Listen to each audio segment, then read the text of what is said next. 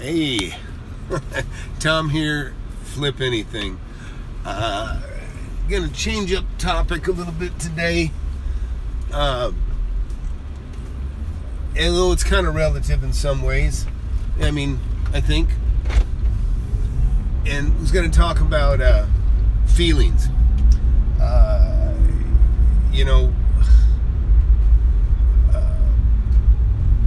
Everybody's got different tolerances to pain meaning not just pain, aches and pains too, for sure, but also I'm talking about like emotional pain, or it's always interesting how some person's words will make somebody upset and angry, and another person, they get their feelings hurt. So I guess as a kid, I remember getting my feelings hurt. We would move quite a bit when I was younger. My parents got divorced, but when I was pretty young. But even before that, it was like moving from one city to another, before the school year's out. And that was pretty rough at times for making and losing friends and starting over. But I probably that might have something to do with what toughened me up some. But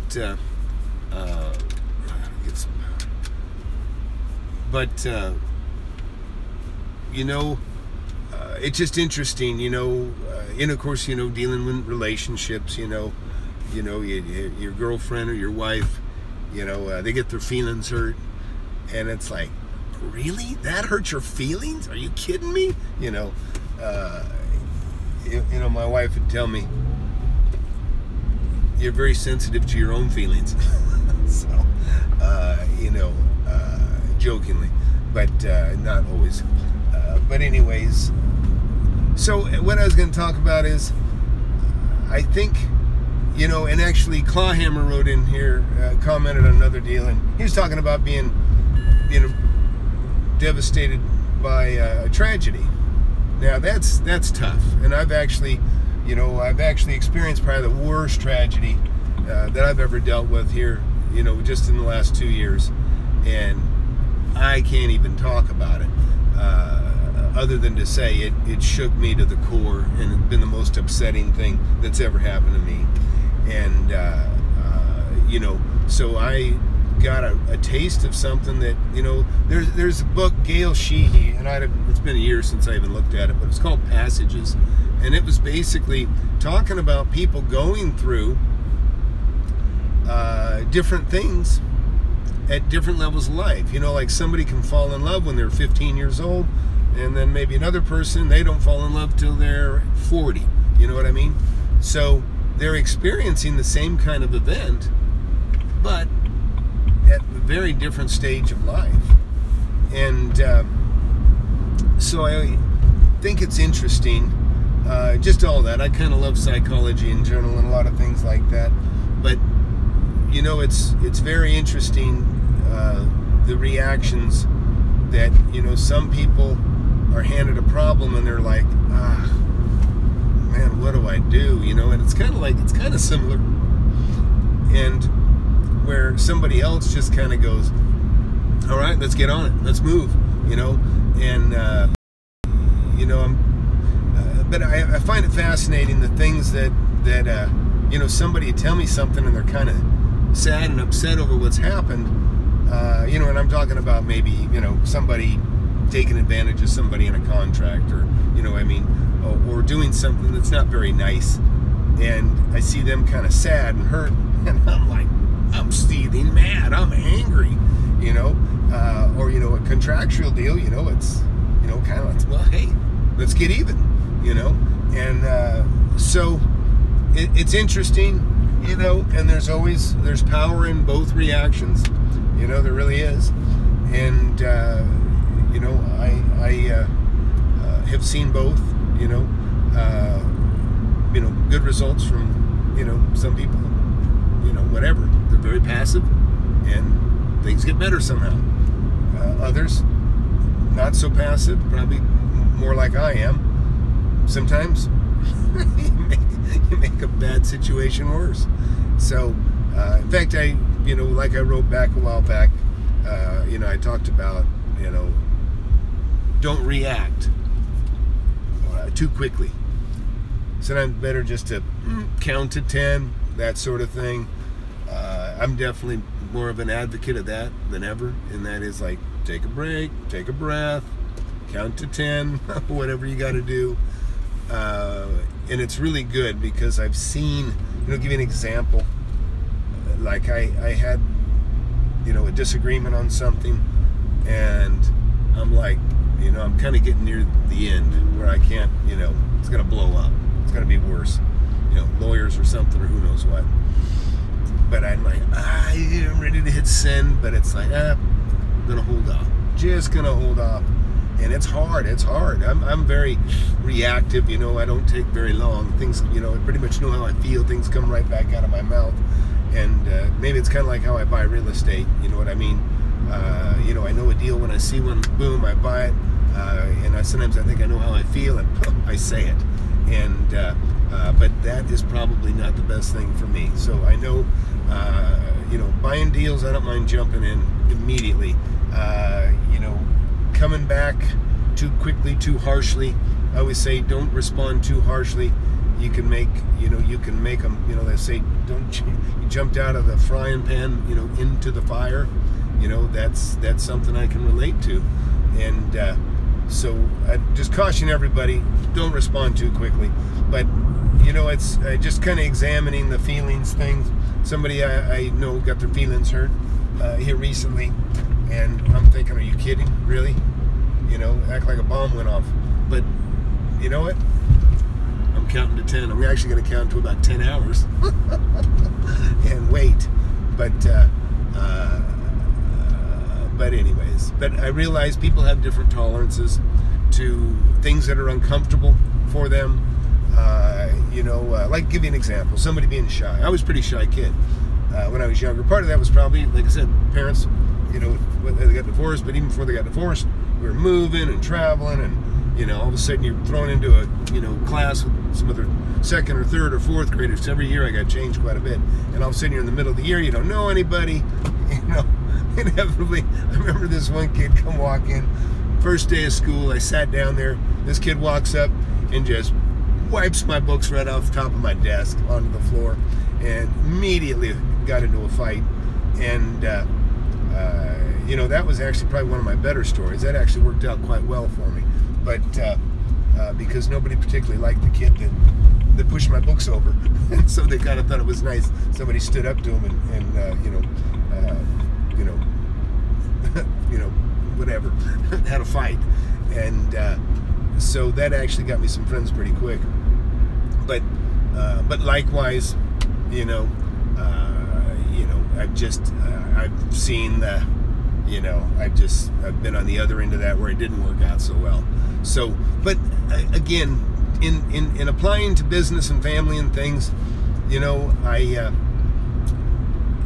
gotta, I think really, especially as we become adults, you realize there really is not, there shouldn't be the fear. You don't need the fear that so many people have, and the anxiety, because usually your fears and anxieties are never going to happen anyways, and it probably kind of parallels the tolerances. Like, somebody doesn't want to think, I don't want somebody to be upset with me, or I don't want somebody to think I didn't, and nobody likes to be misunderstood, and I'm definitely somebody that doesn't really like to be misunderstood. I don't like to upset somebody. In fact, I just had something happen. Boy, this is weird. I went to look up an old friend I hadn't seen in 35 years, and I couldn't find him, but I found his brother. And so I get a hold of his brother, and I tell him, I said, hey, I'm trying to find Tom. His name's Tom also. And I said, Tom, I said, he's a friend of mine. I said, didn't know him all that well, but, he was kind of a mentor. I looked up to the guy. He was about 10, 12 years older, and he was actually, he sold cars and kind of a wheeler dealer with cars. And so I thought, it'd be fun to look him up. So I get a hold of his brother, and we talk for a little bit, and he says, okay. He goes, well, I'll pass your number on to my brother. And I said, okay, great. Well, a day or two later, I still hadn't heard from him, so I called. It was kind of late at night when I talked to his brother, and these guys are 70 probably. And so I called the brother back, and I left him a message. I said, hey, man, I'm here all day during the day. If you don't mind, maybe call your brother again and just tell him, it's Tom. I had long hair. I had long hair back then. And I said, if you would, tell him I'm home. I'm around all day at this number. So later that day, I get a phone call. I didn't get the call. It went to my message. And it was the brother. And oh my God, he went off on me just over the top. You'd have thought that, I'd, shot one of his family members. Just over the top, just screaming expletives and he leaves me with, don't you ever call here again. And of course, first thing I do is I call him back, and he hangs up on me. And I kept calling him because I something's wrong. I've been misunderstood. I don't like to be misunderstood. And so I called him several times, and he kept. Then finally, I got the answer machine. I almost finished my whole message, and he hangs up. He picks up and slams the phone down again. So I called the next day, and machine answers, and I left him a long, detailed message letting him know that, hey, look, I'm an old friend. I'm just trying to, make contact with your brother. I said, here's my phone number. I'm sorry that I upset you. I don't know what I did to upset you, or maybe you're you're misconstruing whatever message I left you or whatever. But I said, I got no ill feelings toward you or your brother. Please don't feel like, there's anything to protect or worry about. I said, you'll never hear from me again. But I left my number, and really, that's it. I'm certainly not going to try to communicate through his brother. But anyways, for whatever reason, this guy just, instead of, I have no clue what set this guy off. But it might be kind of the tolerances thing. Sometimes, you ever get in a room and you don't really like somebody, and really it might just be a couple of the actions that they do or something they say. And, I call it, there's other people in the room. And I'm sure I picked that up from one of the psychology books I read years and years ago. But a lot of times, somebody you don't like without even knowing them is because they remind you of somebody that you don't like or that was not nice to you. And I think that's actually something to pay attention to, because there's certainly people that, I didn't like from the very beginning, and I come to find out, or later realize, yeah, I don't like them. There's something, you know what I mean? There's something. So you realize, yeah, you know what? I didn't know why I didn't like this guy, but now I do know why I don't like this guy. And so that's kind of just your intuition. And I think you got to listen to that, and you got to feel that. I don't suggest intuition on making deals, to be quite honest, unless the intuition is backed from data. And me and another buddy of mine were talking about this the other day. He's saying his wife, he said, no, there's no intuition whatsoever. She strictly does it by data and logic. She's a statistician. And, and me and him, we are definitely very, we think things very much through. And I'm a data guy too. I look at values and numbers, but a lot of it, what we kind of concluded between us is my intuition, his intuition, is kind of backed with data, at least a knowledge base, right? On experience, like, this doesn't feel right. Well, it doesn't feel right because of the things that we're seeing and that are adding up, you know what I mean? In fact, I just had an application come in, I've got some apps and things that I'm developing and looking for certain app engineers that have certain skills, and oh my gosh, it's ridiculous. The applications that have come in, you can just smell the bullshit, and you don't want somebody that come in that doesn't know what the heck they're doing. But one guy just particularly smelled right off the bat. He was like, well, I know I seem overqualified. And I'm thinking, no, I did not get that impression right away. And so, but I dove in and looked a little deeper at this guy and researched him a little bit, and and it was good intuition, to be honest. I just read it from his first introduction to himself. This guy doesn't smell. Something smells. That's what I say. Something smells. Well, I dug into him a little bit and looked, and yeah, sure enough, his name came up as being part of a Ponzi scheme, And additionally, the company that he even wrote that he said he still worked for, it defrauded, I don't know, 300 people, somebody claimed on some fraud alert website that I saw. And anyways, just unbelievable, all the just all the baggage already associated with this guy. Thank goodness you can get on the web and you can actually kind of figure some of this stuff out now. You don't have to even talk to somebody. You can kind of screen them a little bit before you even talk to them. What was also kind of funny is this guy listed himself as in a way, I mean, he had a very long application, and it actually looked very impressive. But as you read through it, you find a line where it said he was a soloist, I think at a Chuck E. Cheese pizza or something like that, and a host at Carrabba's, which I thought was kind of odd, on an application that was also full of so many other things that were very credible. But the bottom line is where he currently worked and said he'd been working was a company that was terrible, and his name also came up as being, as one of the other guys that was kind of a, not a good guy. So didn't even have to waste time responding or talking or screening. And but anyways, I guess just back to the tolerances things. You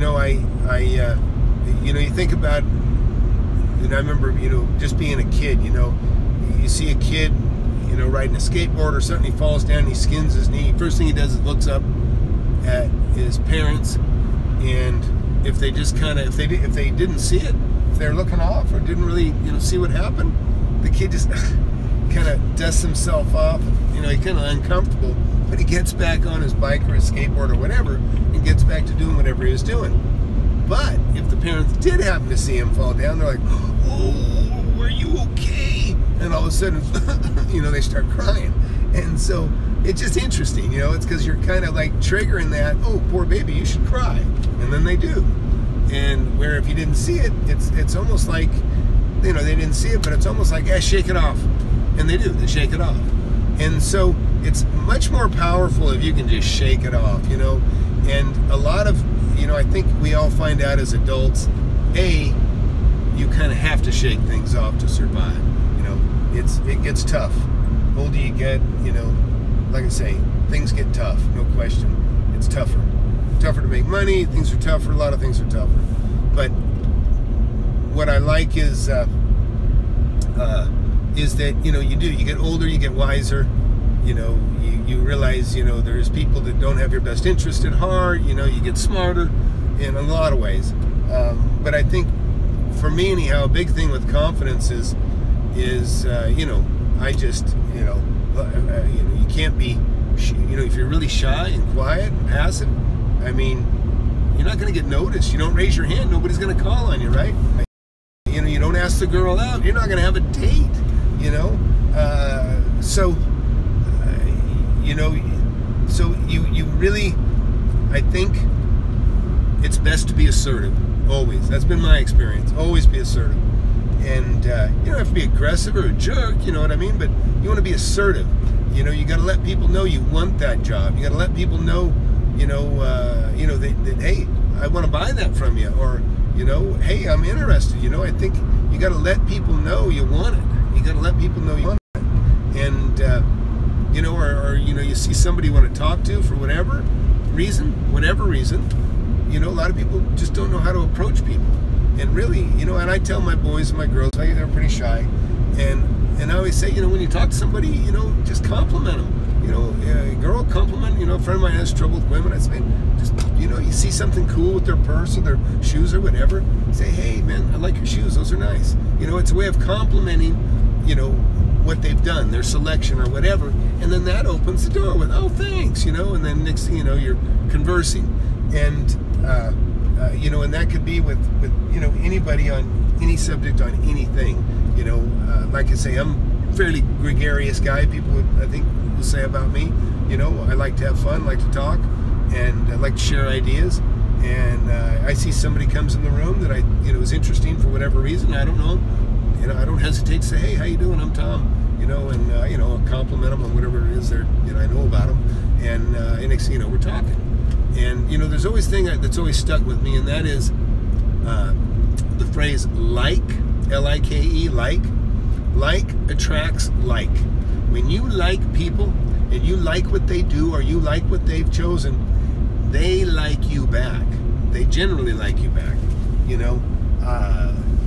So it's always good, like I say, to keep that approach. And I would say we have to do a subject on that alone sometime. Talk just about like attracts like.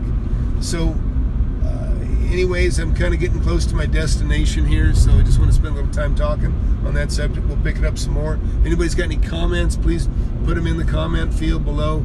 And you know what, we'll pick up on this subject again, and or share a similar experience or story or something. You know, please share, and you know, we'll pick it up again and talk about it. I'm showing that I got a pretty bad connection here, so hopefully this is all going to get through. So I'll say goodbye for now. I'm actually heading to the lake house to see the rest of the tile, probably 80% of the tiles down. I'm gonna shoot some video on that, and I'll share that, you know, maybe tonight or sometime very soon. And but anyhow, this is what's coming out today, is what you see.